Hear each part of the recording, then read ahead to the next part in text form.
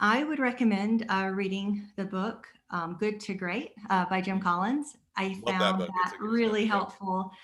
I was lucky enough to have a PhD advisor that had me read it in grad school, which was great because I didn't know I'd ever be in a leadership position at the time. So I think my thoughts were formed really pure before I had any didn't have any sense of entitlement, which is fantastic. So Mm. now that I'm in it, I can compare myself to my thoughts of myself back then and make sure, I am, when there's pain points, all the executives, but especially me, endure the most of it, take on the headwinds so that people working for you feel less of them, right?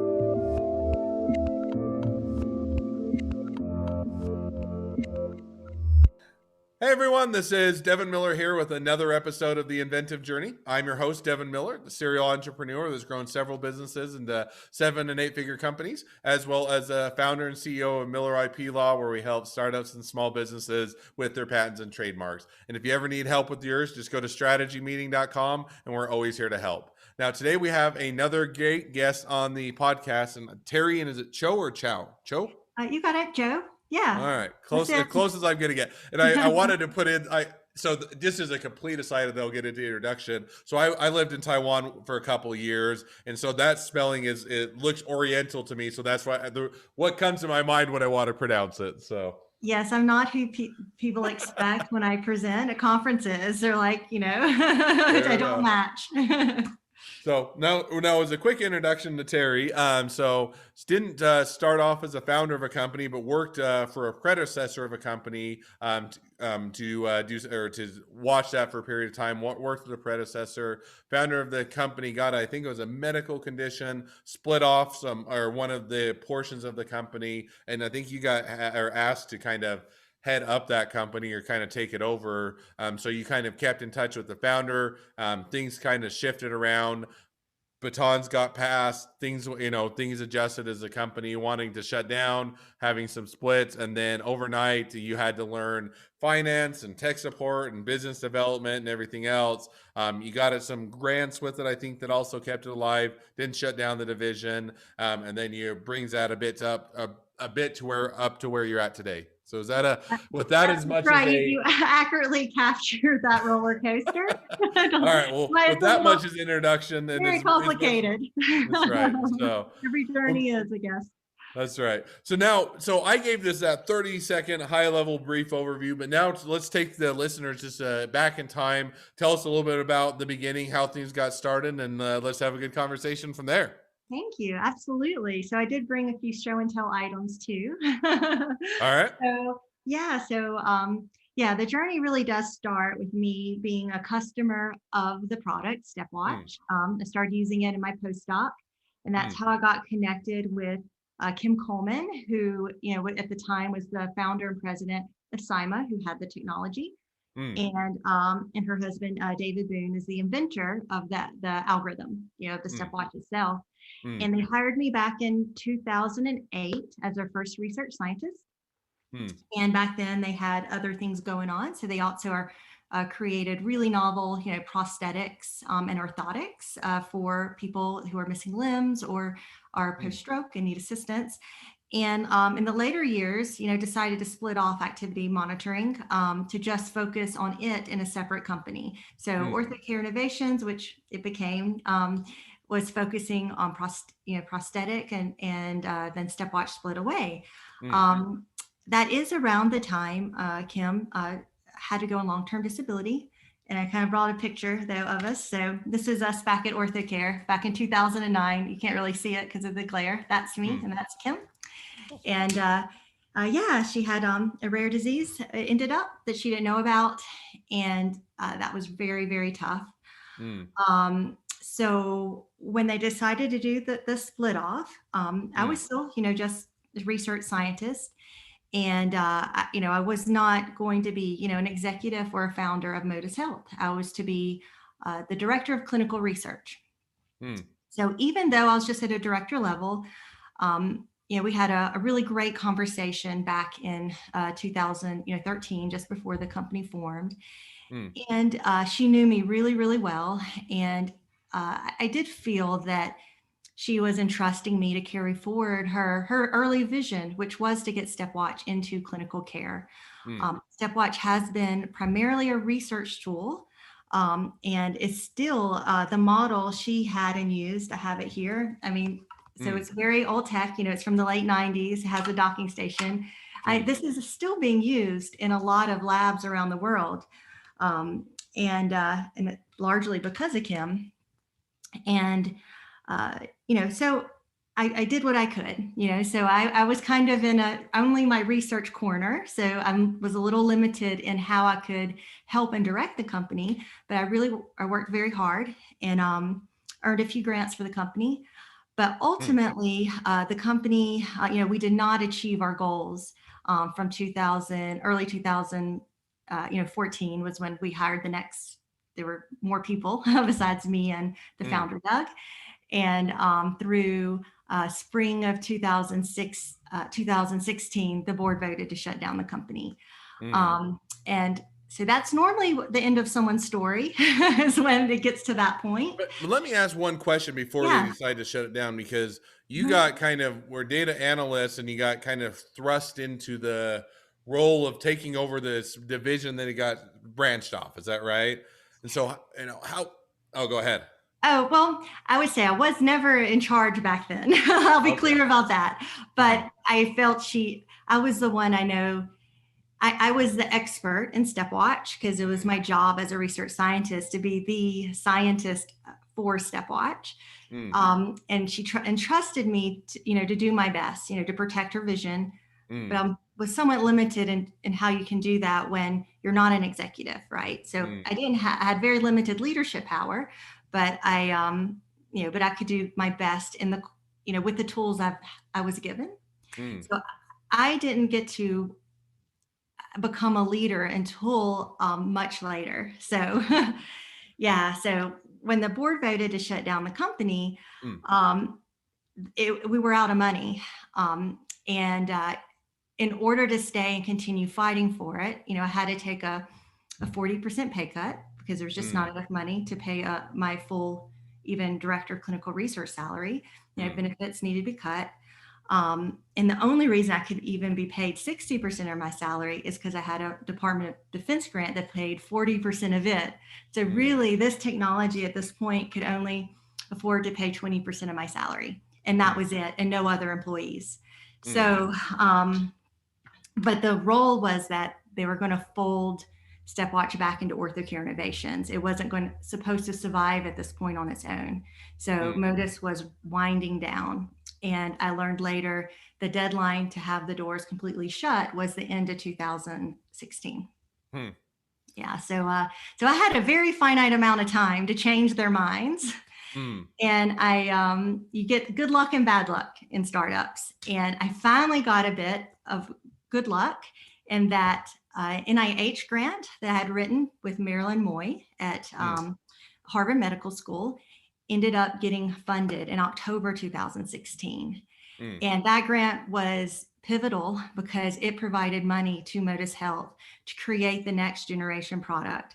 So let me ask just one question to jump in. So at the time when, you didn't have a very long runway, you had a fairly short period of time to kind of take over, for lack of a better, and turn things around or figure out how to make money and how to keep things alive.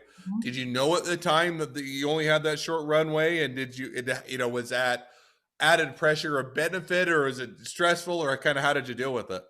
Yeah, I would say, I think the pressure was beneficial in the sense that, there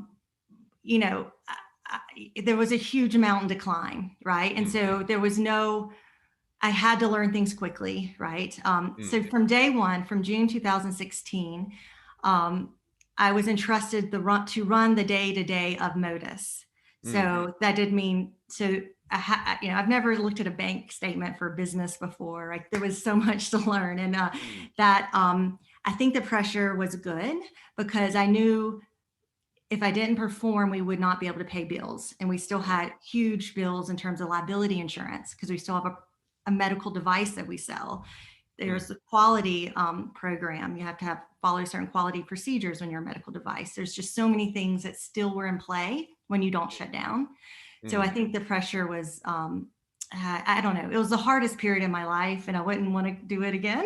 But I think it was necessary, mm, because it was the reality, right? The reality was, if you didn't bring in funding, if I wanted to hire someone to help me do something, I had to figure out how to pay for it. And so, mm. and I think it was just real. You just needed things to be real and not pretend that it was peachier than it was.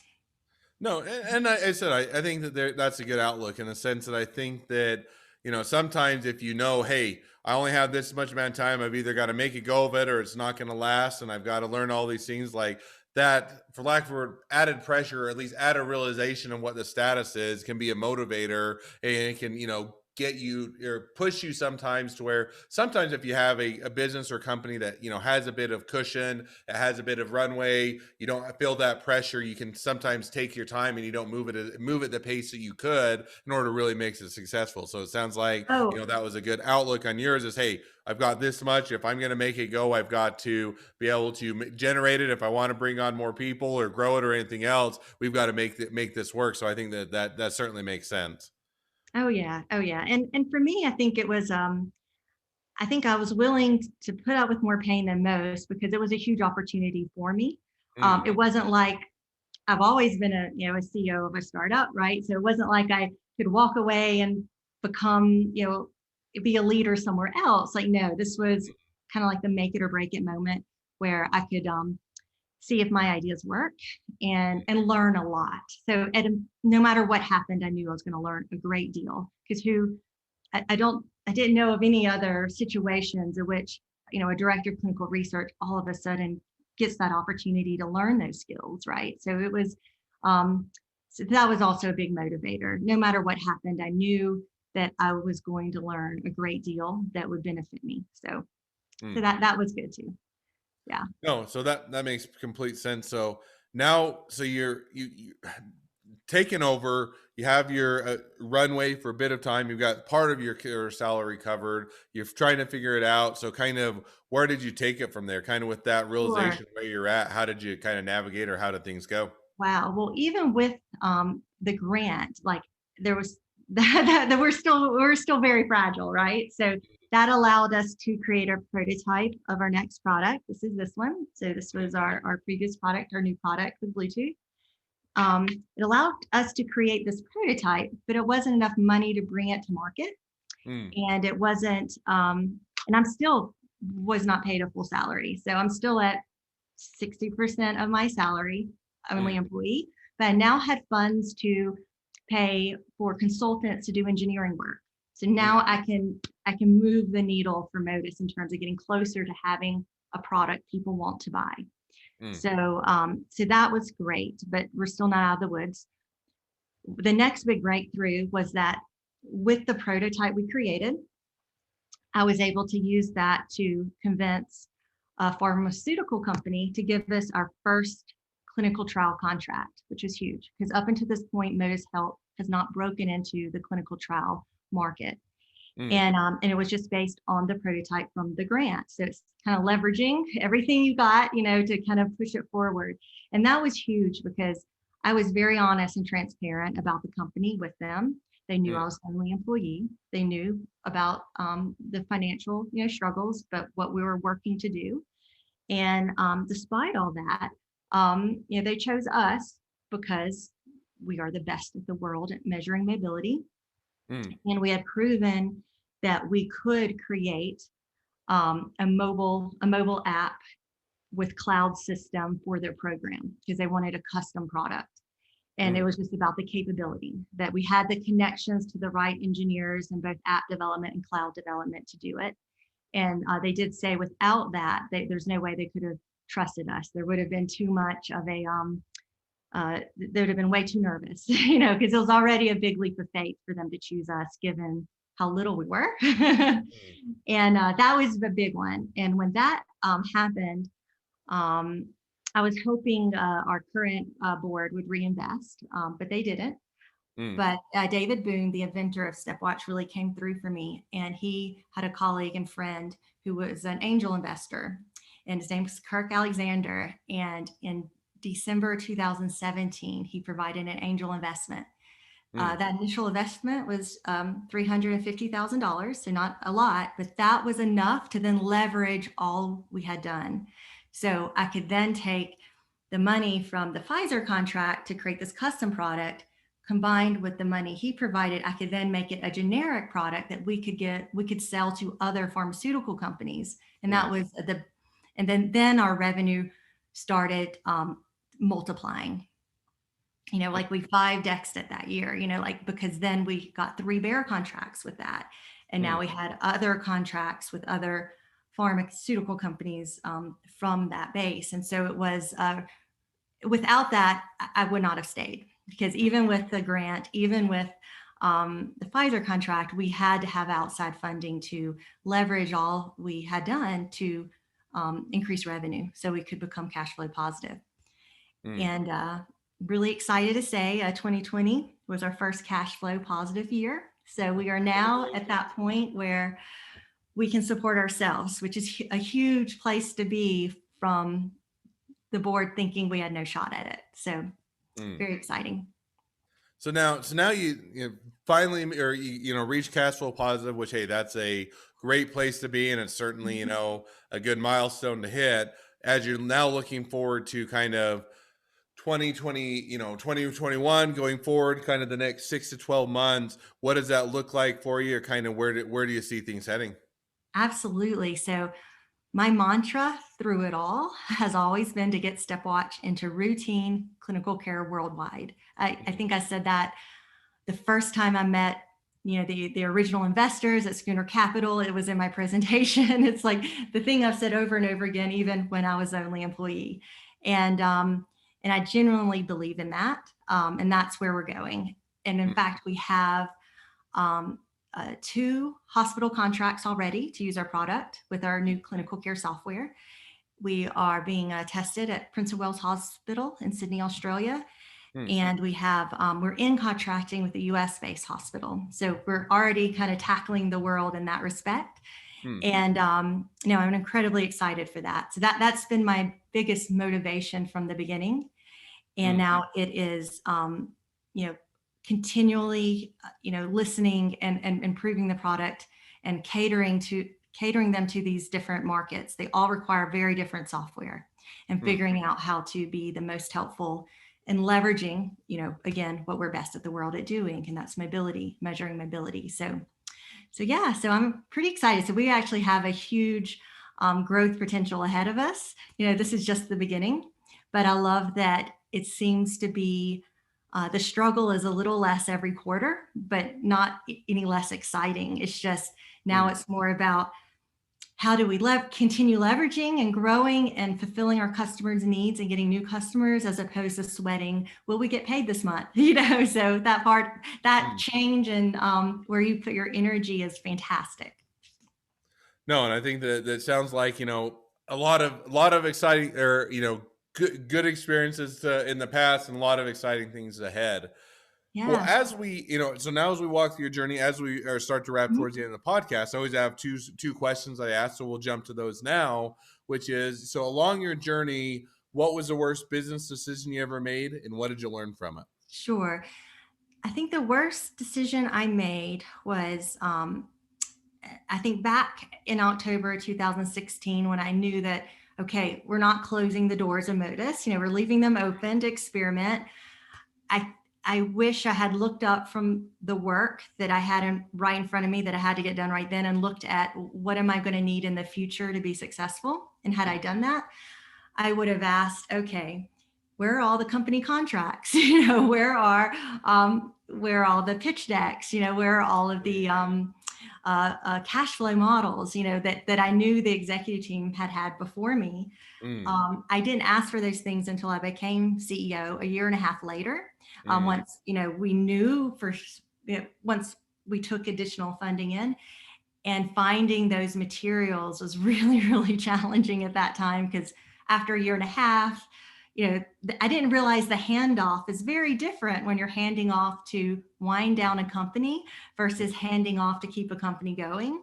And I didn't know that. And I think I wish I had looked up from what I needed to accomplish imminently as to what could I do now to make my job easier in the future?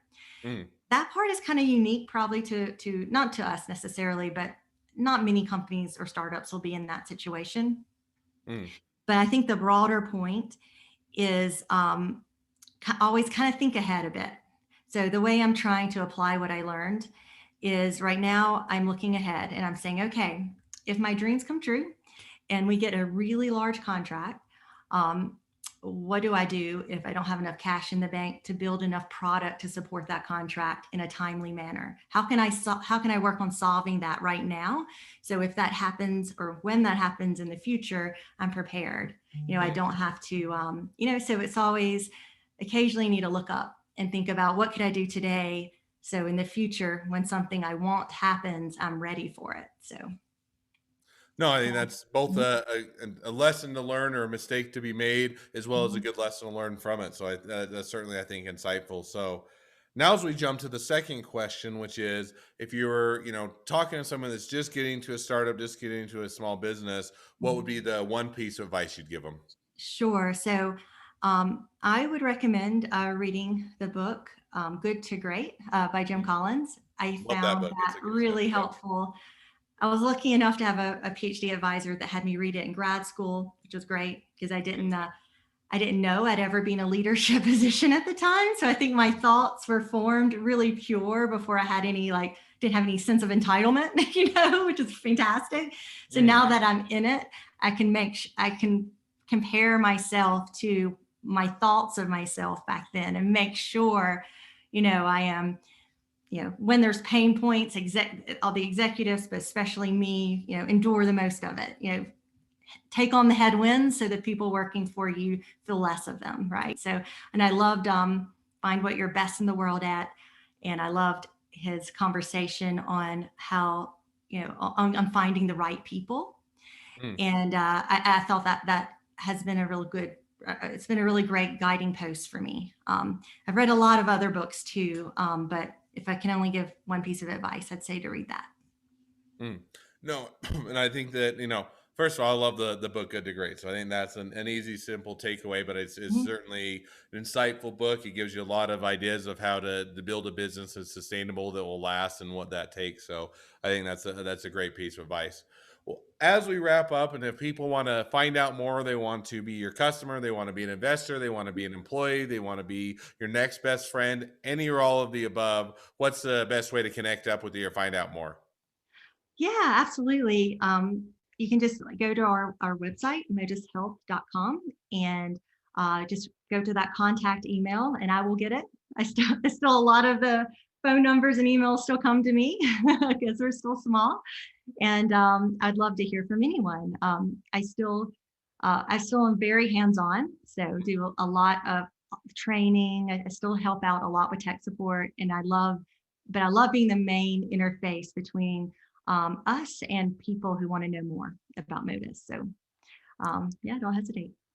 All right. Well, I definitely encourage people to check out Modus Health, find out more, and or get involved. So, well, Teri, thank you for coming on. It's been a pleasure. Now, for all of you that are listeners, if you have your own journey to tell and you'd like to be a guest on the podcast, feel free to go to inventiveguest.com, apply to be on the show. If you're a listener, also make sure to one, click subscribe so you get notifications as all the awesome episodes come out, and two, leave us a review so that people can find us, new people can find us.